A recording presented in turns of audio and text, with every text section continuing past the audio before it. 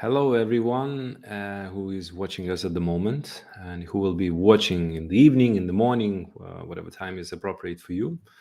I would like to introduce you Alokanand, who will be joining us in Masters of Calm already second time, but this time it's going to be real deal. And just before we went live, we started already exploring about human design, and it's really interesting. So Brigitte stopped us, said, look, you have to speak to everyone and tell everyone about human design. So hello again. Hello, thanks for having me. Right. I was thinking how to begin. I don't want to begin with human design, actually, because I was reading on about you and I'm really interested in your story. How did you end up in human design? What has happened? Oh, it was like it was made for me. Really? Yeah. I mean, it's a long story, but I try and make it short. Since my early 20s, you know, I recognize that life is not the way I was taught or the way I understood, according to my conditioning, that there is one truth for everybody, one way for everybody, that there is a normal way. Okay. And the more I lived, the more I discovered that, from nearby, nobody's normal. So, and yet, within the fact that nobody's normal, there are certain things that make people more similar to each other. Okay, that there is an organized diversity. And I wanted to know, what is that principle that simultaneously creates uniformity and diversity? So I got interested in astrology. Oh, So through okay. astrology, I started to kind of become friends with the fact that truth can manifest in a diversity of ways. And that, depending on your nature, the way you look at things can take you to very different conclusions than someone else who's looking at the same things because they take a totally different angle. Mm-hmm. Okay, but astrology is made of symbols, and symbols have to be interpreted because by themselves they don't mean anything. Mm-hmm. Yeah. And now, the moment you interpret them, they mean whatever you want them to mean, which is a tricky one. If you're not skeptical, you can really fantasize and believe any bullshit your mind comes up with based on a symbol. I Mm-hmm. was always too skeptical to actually not recognize that whichever way I interpreted a symbol, I could have interpreted in a million other ways. So that everything I said was actually relative. Nothing of it was absolute. It was all relative. It could all be understood in many different ways. So I was basically as confused as before. There was nothing concrete, there was nothing tangible, but it was interesting. It was kind of, it gave me a sense that there is an order, even though it's not visible to me, even though I don't know exactly how it works, that there is an underlying order to what seems chaos in life. Okay, so that put me on the way, and I ended up in India. So I ended up with Osho, who gave me my name.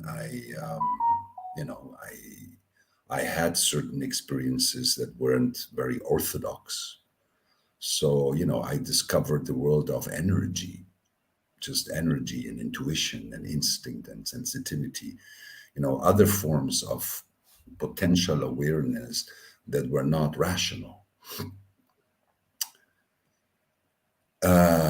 And then I started a career as an Osho therapist. In other words, I started offering other people what other people had done with me in order to deal better with my conditionings. And I became very successful. I'm a Mhm. manifester, I impact. So I was very good at stirring up other people's shit, Yeah. But then they would call me in the middle of the night, I'm feeling bad and what shall I do and blah, blah, blah, blah. And I was like, hey, man, I'm not your dad. I'm not your God. I'm not, it's like, and I felt bad. I felt like I'm fake. I felt like Mhm. I'm not the real deal. I felt like a mini Osho. I felt like a mini. I was an imitator of those with whom I had understood a few things about myself, but I Mhm. didn't really know what I was doing. So even though I was successful, I was not satisfied, and my personal life wasn't going very well. So I decided for the first time, being in a deep relationship, to retreat and go on my own and see what the hell is going on with me. So I went to Ibiza back, but not for the first time, not to make money with tourists, which I had been doing for 8 years, but just to look at my own life. So I took an apartment there. And on the first week, one day I go out and I go into a bar and I ask for a coffee and I go out and want to sit in the terrace and everything is full except the big table where there was only one guy sitting. So I approach the table and I ask the guy, do you mind if I sit? No, no, sit please. So we start a conversation and this guy was Raudahu. And, I was into this thing of looking into my life and, what am I doing? And so after 5 minutes, I have a sense this guy knows something. This guy's got something to tell me, right? So by the time we left the table, I had an appointment with him for my reading, okay, which we had to remake another couple of times because his house was impossible to be found. I needed 3 times to find it.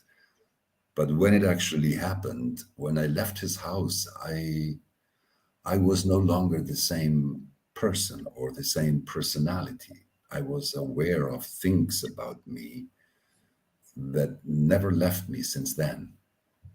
And of course, I got fascinated with this system because it was like, how does this stranger know all these things about me? It's like the kind of stuff that you could only know if you were living inside of me, with me, where if you would look at my perception the way I see my perception, not the way it looks from the outside, but the way it looks from within. Mhm. That was, I cannot tell you. I cried waterfalls in this reading. It was like a surgery. So I was like, how does he see all of this in this graphic? I want to know I want to see like this. I want to see like this. So I basically stressed him enough to make a course, to improvise a course in the middle of the Nice. summer. Okay. And there were only 5 people. And he trained me and those other 4 people in only 5 days as an analyst, which was a joke. It's just that, I spent the next 18 years translating all kinds of courses for him into Spanish. So, I had the best possible source, very close. I was in the right place in the right time with the right thirst. You Very know, nice. it was a new direction, a new identity, well, actually, that relationship ended. It's like my way to define myself in life took a radical turn. And now, 30 years later, I'm full circle. Everything I was before human design and everything I became after, it's all here. It's all one same being, just a human being. And in peace with himself and life, not necessarily with all human beings, but with himself and life. Mhm. And that's more than I would have ever dreamt for. See, it's not ideal, but it's kind of perfect. you know. Nice. You know, I was thinking while listening to you and while we before we went live, you said that we make things very complex, and then it's very hard to go back to simplicity. Like to me, human design, when I heard first time human design, like, Jesus Christ, it must be so hard and so unexplainable and so complex that I don't want even to approach. How would you explain what is human design to a teenager to understand in a very, very simple way? What is it?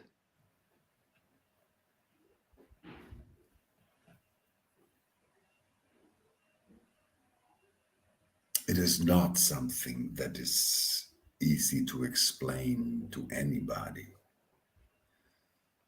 let alone to a teenager. You know, see, the only way you can explain human design to a teenager in a simple way is if you know how to be yourself with them. You understand? It's like you don't talk to them from the mind and you don't talk to their mind, because that's what their parents do. You know? So, see, the complexity, it's not that human design is complex. Your mind is complex. The human mind is complex. And we are trained from day one for complex things. I tend to joke that human design, you know, it is as complex as the menu of a Chinese restaurant. 64 items. You know, waiters, they know them by head. They don't have to think about it. They know what each item has a name. So it has a level of complexity. But once you know the structure, then, you know, it's all on the menu. It's all variations of the same menu. You know, it's always the same ingredients combined this way or combined that way, with rice, without rice. There is a few variations. Within the complexity, okay, it is all a lot less complex than the mind thinks it is. Because when you don't know the structure, you depend on your imagination. True. Okay, but once you know the structure, well, you know, your imagination is limited by the structure. You understand? So it's not like everyone has to know human design. No, but everyone has to know themselves. They better do.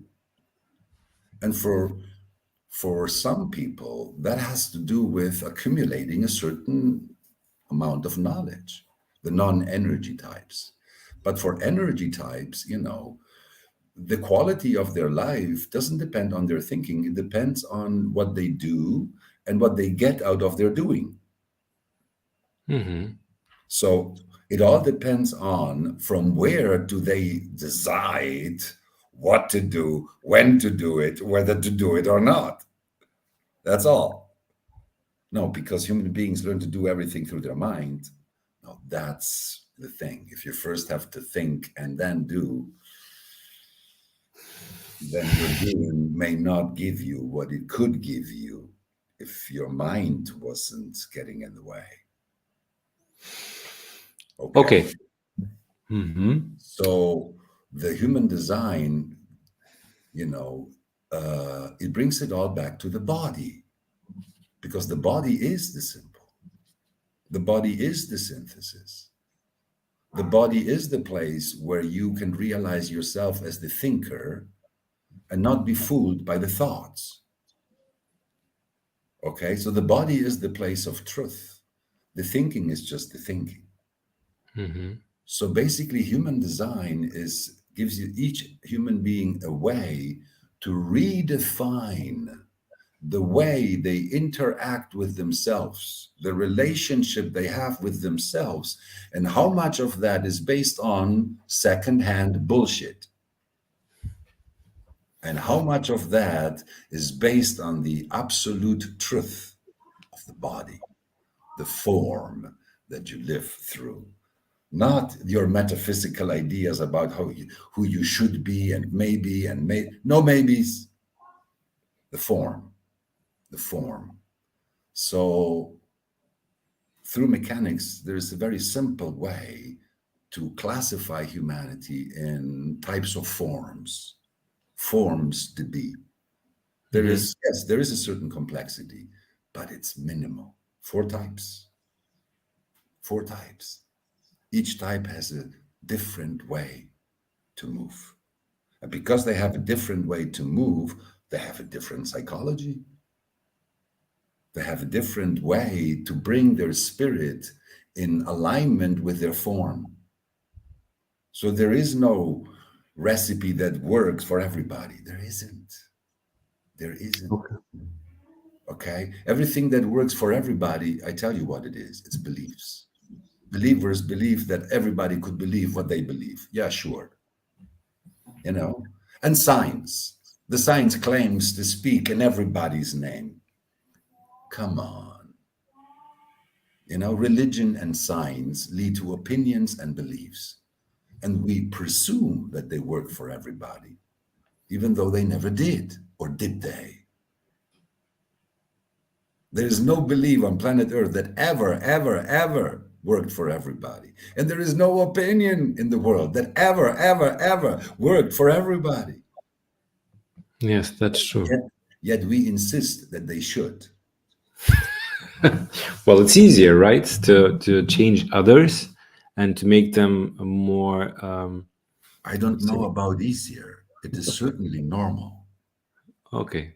To change others. It's what's normal. Now, human design offers exactly, don't let normal define you. Don't let normal define you, and recognize that everything you know in your mind is about what's normal and what's not normal. You know nothing about what makes you unique. You know nothing about yourself. You know nothing about what really matters. You, the thinker, not the thoughts. So who is the thinker? Who is the thinker if he's not the thoughts? What defines the thinker? What is his quality of awareness? Because there is many different kinds of awareness. There is instinct, there is intuition, there is taste, there is sensitivity, there is feeling, there is emotions, there is will. There is many different human characteristics that can act as a place of inner authority to define yourself consistently. But you can only define yourself consistently if it is something that is intrinsic to your form. In other words, if it's part of your design. So this is what human design shows you on the surface of the graphic. What is natural for you since the day you came into the world, and what you could only access through culture, because you brought no natural attributes with you to process that aspect of human life. So this aspect is where your mind develops. So you learn about the world, and you learn about your parents, and you learn about your friends, and you learn about everything, not about yourself. Because exactly about external world and what. But see, there's nothing to learn about yourself other than to be what you are, to be what you already are. That's which is not a problem. very hard. That's the problem. That's hard. The problem is that the more you learn about the world, the conclusions that your mind makes get in the way of you being, just allowing yourself to be, because through the mind you learn that it would be better if you would become something that you're not. If you become someone more like that, or more like that, or in other words, your mind becomes very clever, but it loses its sense of being. It cuts you off from your being. And not only does it cut you off from your being, it distorts your being because it pulls it along with its homogenized second-hand agenda.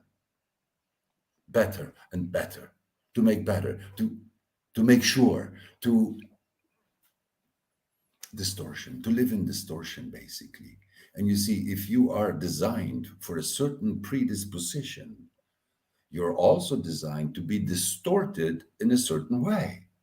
Mhm. So, if you're a generator that does not live like a generator, what is predictable is you're going to be a frustrated human being. If you're a manifester that does not live like a manifester, what is predictable is you're going to turn out to be a very angry human being, impossible to deal with. If you're a projector and you're not operating as a projector, many people are going to say you're a very nice person, but you're going to end up bitter because everybody recognizes you for what you give them, not for what you are. Mhm. And if you are a reflector, the more people you know, the more you're disappointed that life is just so fucking normal and boring that everybody tells you the same story. Everybody's caught in the same shit. There's no surprise in life. Everybody is perfectly predictable. And that's when life stops being interesting. Mhm. That's when you live like a zombie by inertia, like your spirit was never there. And it was there when you came into the world. It's after 7 years of age where the mind becomes so powerful that the connection is broken. In most cases, it's like a spiritual castration. Family does that. Yeah. Holy family. It's Family. it's a dirty job that parents have to do for kids. Take their innocence away with the minimum damage possible. It's not easy. It's not easy. You Well, gotta you have be to be aware you of gotta be the yourself. real, you gotta be the real guy, or otherwise your own children are going to resist you more than anybody else I know. I have a 26-year-old daughter. Wow, man. That's that's a chess game. Wow. It is indeed. You know, it's life. Life never stops being a dilemma if you're human. But if you live in alignment with your form, in your spirit, you get the real dilemmas and you get the real thing. It's not that Mhm. my life now is less dramatic, but now my drama is less of a charade. It's the real thing. And because it's the real thing, drama does not mean a lot of catharsis. It means depth in the feelings, in the nice feelings, and in the not so nice feelings. Feelings are just feelings. So, all these things, I learned to live them in perfect orchestration within myself. It's much more simple than explaining it to someone else because I am one of the most complex human beings you can find. My design is split in three pieces without a defined center.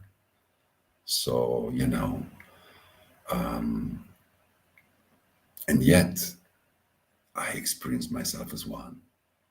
My mind, it's been a long time that it doesn't have power to interfere with my flow. Beautiful. And that's nice Wow. to It was turn. interesting to hear how you explain human design, and now I'm getting like, if I'm correct, what I hear is when you start being yourself and you recognize that this is who you are, or first of all you recognize that this is who you are not, and you live in your mind and you live in a frustration and hatred and any other different and wrong feelings and wrong life actually. In human Doubtless. design you can recognize your true path and true north, and when you recognize, then you have a choice. Do you want to take that choice and to live yourself? No, you No. don't have a choice. No, you see, what human design shows you actually is that you know shit about yourself, that everything you know about yourself is problems upon problems upon problems. True. And because you know your problems, you think you know yourself. And you don't. You only know yourself in distortion. Mhm. You know your shadow. You know your shadow and you think that's you. And it's not. It's what imprisons your spirit. It's not who you are. It's what you become when you believe in choices, because you choose to become what you're not. And you choose to become what you're not because you don't know the value of who you are. But you don't need to choose nothing, because you already are what you are. And it's not a choice. It's something you accept or you don't. Acceptance. Right. So word Acceptance is is key. how Exactly. are you And ready to accept yourself? in this process of acceptance, you start a healing process, which brings in the potential of your true mind, the mind that really knows you, not for your problems, but for your signature, which is different. The mind that not the mind that only knows you in distortion, the mind that knows you in perfect alignment. You know, the mind that expresses your satisfaction, not your frustration. The mind that expresses my peace, not my blind anger. The mind that expresses a projector's sense of success in being recognized for who they really are, not a bitter mind that is resented because other people just seem to rip you off. Understand, your real mind. In other words, human design gives you the tools not only to align yourself through the form, but in doing that, you re-educate yourself. You re-educate yourself in this rediscovering not your mind, your intelligence. And they're not the same thing. Yeah. Intelligence is not mind, it's so much deeper.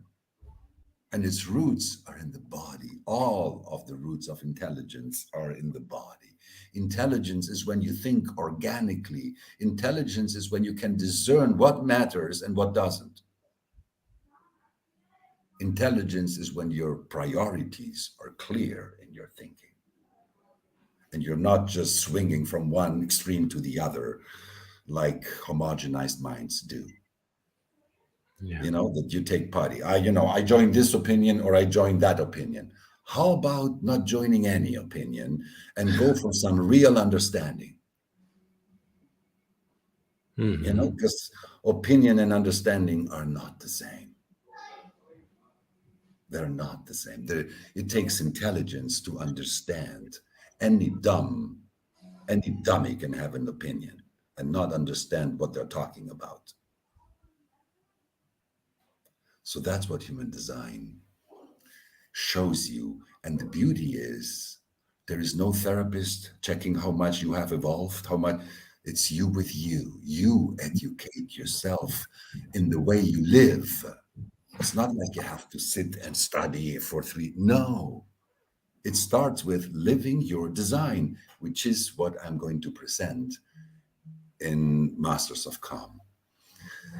Beautiful. What matters in this body of knowledge, the knowledge that can make a difference in how you live your daily life. Everything else, yes, it's interesting, but it doesn't make any difference. You don't have to know human design to live your design.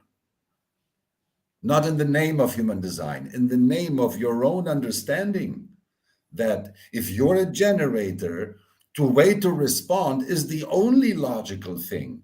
It's actually biological. And if you're a manifester, inform before you do is the most logical thing if you want to have a life in peace. It's very simple and it's logical. So you don't have to believe it. You just need to open yourself up to the possibility that there is a totally different way to look at yourself and everything that happens in your life, the cause and effect of whatever happens in your life. And you are the master because you are at the epicenter. We're all at the epicenter of our lives. We're all the center of our own universe. You know, we're all the only one that wakes up to our own life every morning. So human design is like a map. Then, you know, you don't need to understand all the details of the map. You just need someone skilled enough to explain to you the details that matter 24/7, because that's how you define yourself. Everything else you don't know. Everything else is going to change with circumstances. Everything else is what is not you. Everything else is people coming and going. So this is how you keep your place, no matter who comes, how long they stay, and when they go. You just keep being yourself and meeting them from your being, not from your distortion. And in changing just your attitude of not letting your mind fool you and pull you along without changing a thing, out of pure acceptance, everything is changed. Everything is changed just by you letting go of your conditionings driving your life, the motivation to become what you're not. You let go of that, boom, you fall into place. You're the perfect piece. You're perfectly equipped to be yourself. Now, the strategy in human design, for most types, it starts with waiting. Now, there's a trick in there. And the trick is that in waiting, you have a chance to rediscover your mind from a perspective of receptivity, where you're not thinking on automatic pilot, where you're actually aware of the thinking and the quality of the thinking, but you're not identifying with the thoughts on automatic pilot. Now, that's transformation. And if you do that day in, day out, after 7 years, you will have peeled every layer of the mental onion that shaped your conditioned self. No therapist, no guru, just you, your strategy, your authority, and the mental dilemma that goes along with each of the 4 types.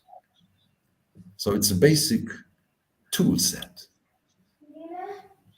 for life for 80% of human beings, because then we have the 20% that are non-energy types. And for this, living your design is just an appetizer. They need to then, you know, dig themselves a little deeper, but well, we'll deal with that when we're there. Nice.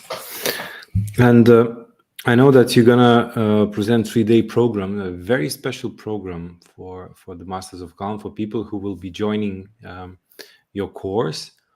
What this course is about? I tried to read, but I really want to hear from you what this course is about. What people will get. It's called the living your design. Okay, and the way it was designed by Ra, the founder of the system, he said it himself, this is not a course. This is a shattering experience. Okay? In other words, this is not a course where you learn a lot about human design. This is a course where you learn a lot about your bullshit. About the bottle you live in. Exactly. You learn a lot about the bottle and how the bottle is filled with secondhand stuff, secondhand liquor, secondhand bullshit, because the bullshit in you is everything that is secondhand, that your mind holds on to. And your mind holds on to this because it does not know that if it didn't, the bottle would fill up from within. Mm-hmm. You know, you would, that it's not about being full of yourself. It's knowing how to recognize what kind of bottle you are and what kind of liquors look great inside of you. That you're not here to take just any kind of liquor. No. You understand? In other words, there's a discernment in who do you allow to condition you. See, this is not about eliminating conditioning. It's about being aware of it and how it works so you can actually take advantage of it. We're here to condition each other. But when it happens on automatic pilot, it is happening on blind desire and expectations, and unavoidably leads to what everybody knows: disappointment. You know, that the best friends over time become worst enemies. You know, that lovers are the worst enemies. Well, because it's always a reflection, you know, the conflicts we have with others normally are a reflection of the conflicts we have with ourselves. So human design is a tool that allows you to recognize this right away. So don't waste any time on, you know, looking for who's to blame every time there is no harmony between you and I. Why should there be someone to blame? Why can we not see that this harmony between you and I is as natural as harmony between you and I? That this harmony may point out some conflicts, but it isn't a problem, because a relationship in which there is no conflict is a dead relationship. You know, the fact that there is friction between you and I is so for good and for bad. So, you know, as you live in accordance to the laws of the form principle, there's so much bullshit that you have in your head about you, who you should be, how your relationship should be, who you should be with, and who you should not. Mom, all these shoulds and should nots. Who was ever happy driven by should and should not? Should and should. Come on. This is the anti-happiness, you know, should and should not. There is no should. You should be happy. Oh, thank you. Yeah, be happy now. Yeah, you got what you wanted. Or relax now, or, you know, no, we're not. So in We're these not 3 what days, people see from the outside. We are what we see from the inside. from inside. Truth is something that happens inside. Outside is how other people see you, and that's another story. That's how they see you. It's not necessarily who you are. It can be full of distorted projections. Who you are is what you see from inside that nobody can see from outside. And that's just true. I know that so intimately. So, you know, this course, Living Your Design, well, it gives you something to think about for the rest of your life. You know, that you may not live your design after it or not, but you will probably not forget it. You know, it's like after the course, if you continue to be frustrated, at least you'll know why. At least you know why. Yeah, very nice. In logical terms, not in metaphysical terms, but in terms of, you know, if you're frustrated, it's because your energy and the way you use it is enslaved by shoulds and should nots. Because when a generator is allowed to respond to doing, the first thing they get out of doing it is satisfaction. And then on top of it, they may actually be paid for doing something that actually satisfies them. But if they never give themselves a chance to operate out of response, they may not know about the power that they generate when their doing is something that is devotional, vocational, and not something they do for money. They do for a reason. You know, when you don't do things for a reason, you do them because it feels good to do them. And you don't do them because it doesn't feel good. And then it does not matter how much money they offer you. You don't like to be the person that does that. That's all. Exactly. So, you know, when the doing is not determined by the mundane, it is determined by what naturally comes out of you as natural availability. So there is just a few basic misunderstandings that run everybody's life. And human design just, you know, this course is about the few things you need to know to question to question all those assumptions that we have, that things should be like this or should be like that, that we should choose, that we have a choice. Well, what if we don't? What if we don't have a choice? Can you imagine that having no choice could be as logical as having one? Because if you look at life long enough from the prisma of acceptance and no choice, you may actually discover that having no choice explains the world as it is so much better than believing in choices. Because you see, if you believe in choices, human beings are real dummies. It's obvious we're making the wrong choices because the world is a miserable place.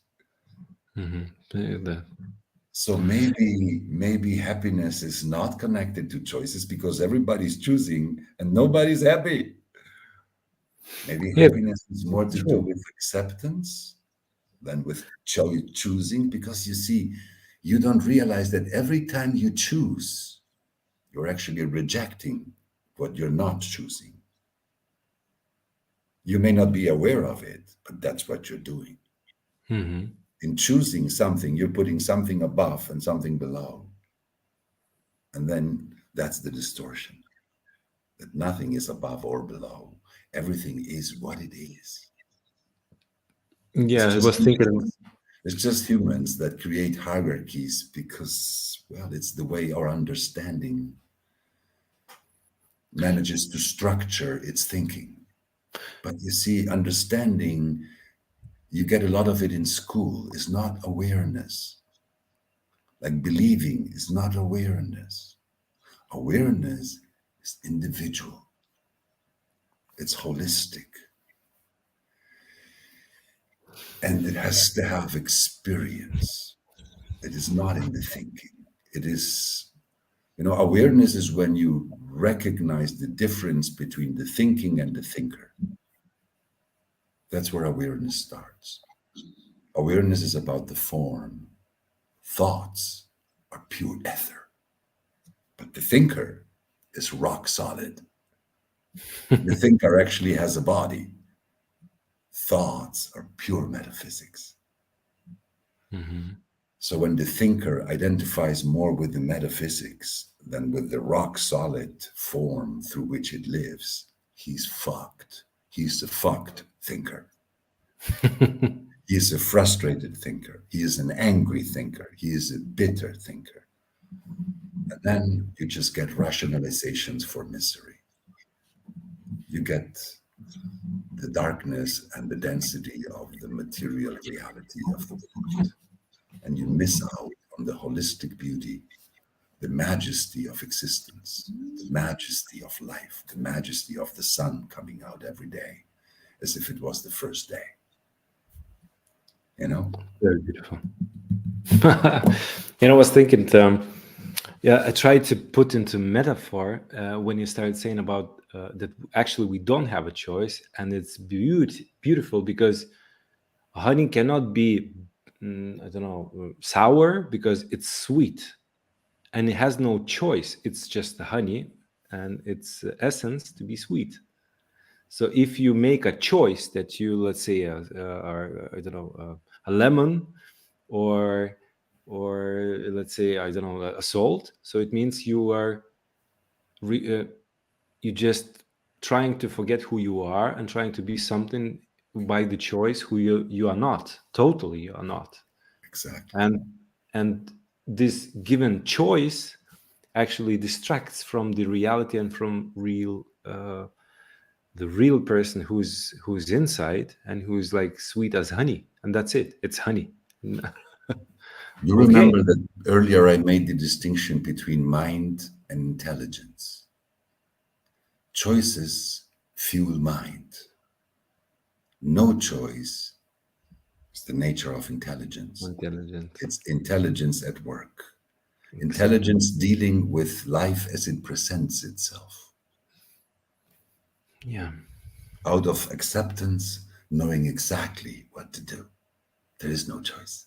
You do what you need to do. And then the mind when you stop submitting yourself like it is your boss, eventually it becomes your servant.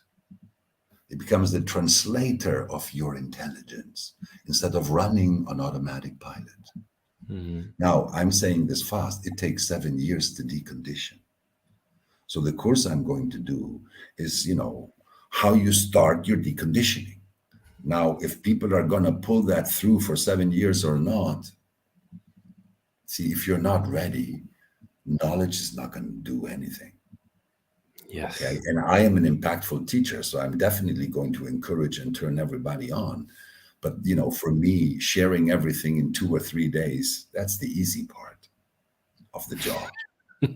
The difficult part starts on the day after, when you go home and you have to put what matters about all you heard into praxis and take it into every nook and corner of your daily life.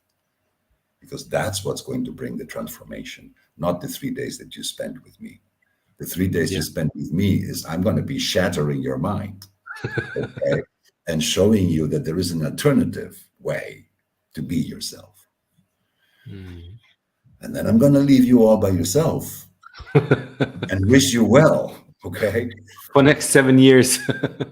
Well, That's true. I'm going to be offering individual readings. So, if somebody wants to go into more detail, I make myself available.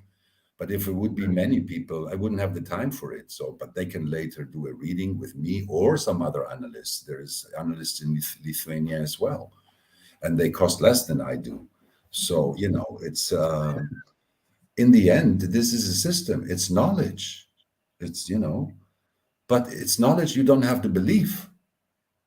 And it's not abstract. It gives you something very concrete that you can test. I think it's a fair deal. Because if it is what it claims to be, you may need no more gurus, no more therapists. You may be perfectly equipped for life. Okay? So I think it's an amazing tool. Really. And because it is a synthesis, it combines so well with anything else that is human.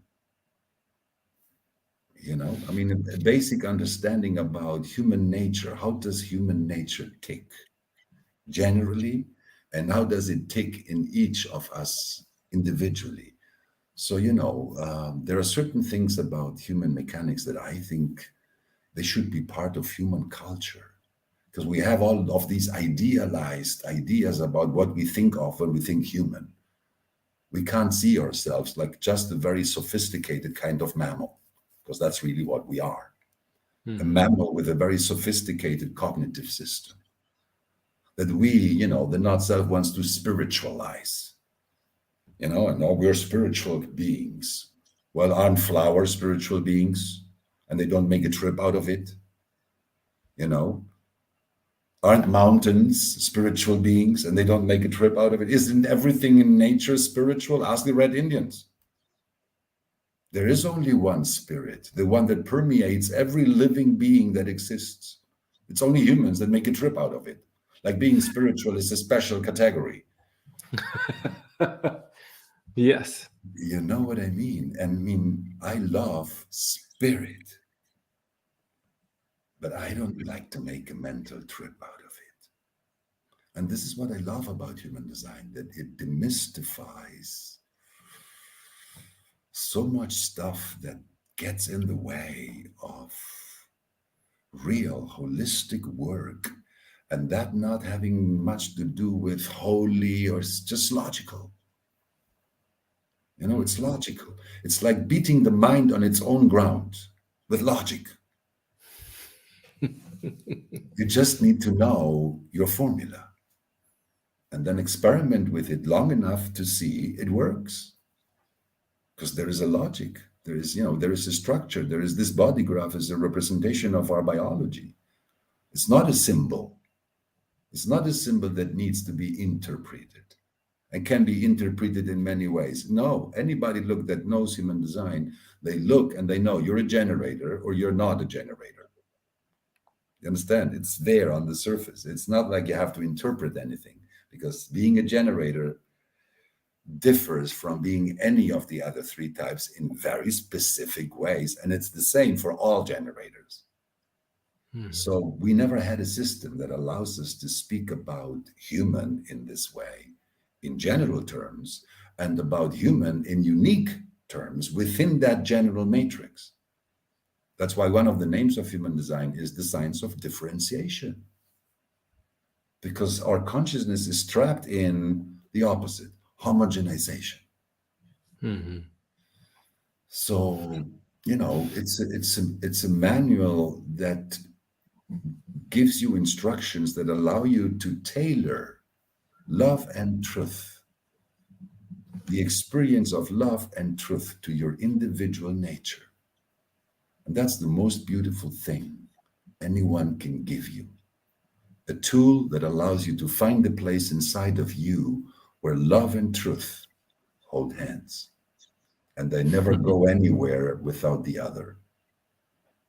And that's nice when love is backed up by truth and truth is expressed with love. You've become a master of yourself. You are ready to offer the best of you in all circumstances. And that's magical when you're someone like me who has been so distorted in both extremes. I have been so nice that you could vomit. And I have been so nasty that you could vomit again. You understand? And I didn't like myself in any of those extremes. And it took me a long time to see that there was actually a place of balance inside of me from the beginning. Not easy to find, with a temper like mine and the little information I had in my first 33 years. Okay. Is there any way people can prepare before they join your course?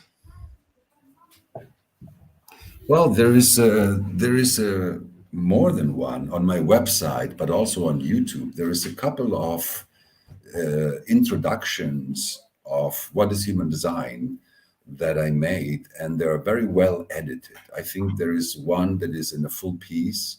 There is another one that is cut in sections, but they build upon each other, so that in listening to that, they if they don't enjoy them, they shouldn't come to the course then, okay? So that's also another way to see, is this something they want to go for or not? But if they do enjoy them, they will become familiar with the language. They will become familiar with my way of expressing things, because, see, I'm an emotional manifester.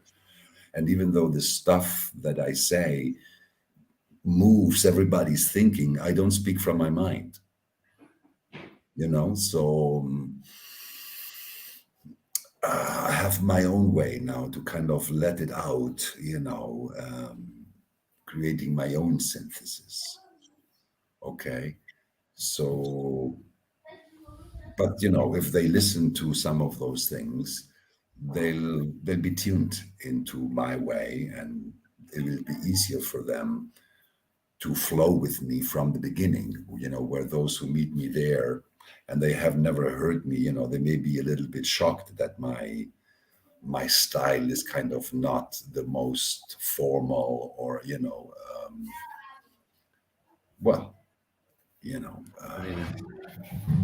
Okay, so to read a couple of things, and is there any way to make a first step, like to get to know which type you are, which type out of 4 you are, before you join? Or Yes, on my website and on many of the official human design websites that exist, they incorporate the software where you can punch in your data for free, and then it will give you your body graph, and next to it, it will say you're a generator.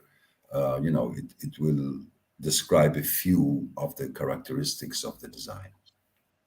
Oh, so actually it's easier to join understanding or knowing at least a little bit who you are, right? Well, yes, and there is so much information today on the internet It's just that so much of it is second hand, third hand, fourth hand, like the broken telephone syndrome.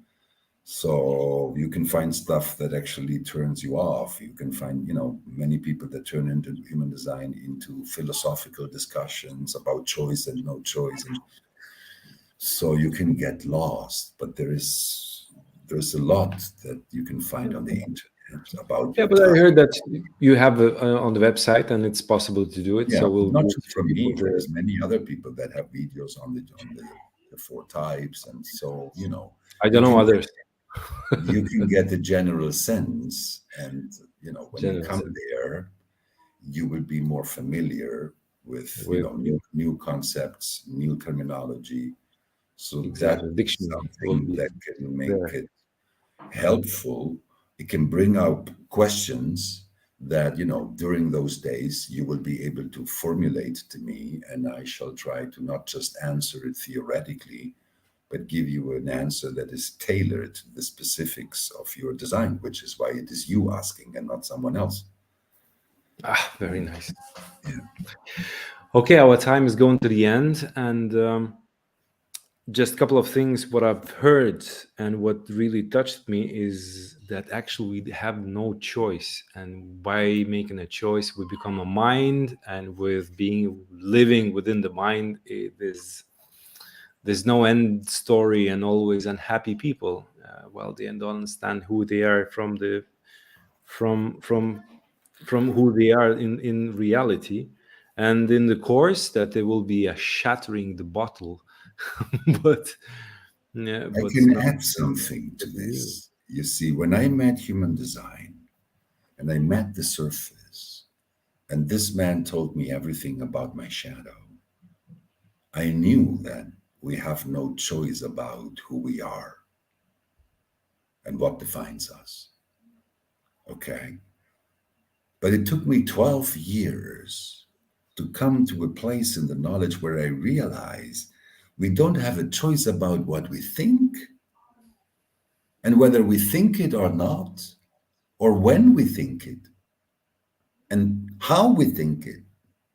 We have no choice at all. And it's not a problem. It's only a problem if you need to believe in something because you're afraid of not knowing.